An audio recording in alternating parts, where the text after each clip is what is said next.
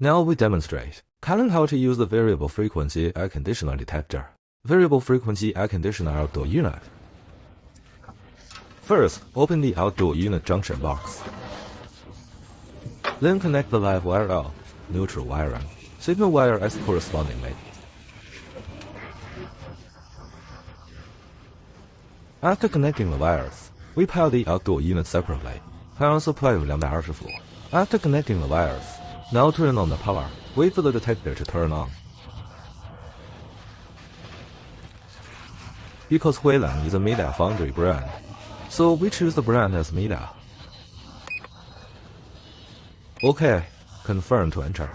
Wait for communication. After communication, we press cool. One quick start for outdoor unit.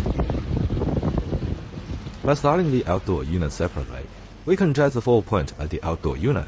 Fault point. If there is no problem, we can also turn it off.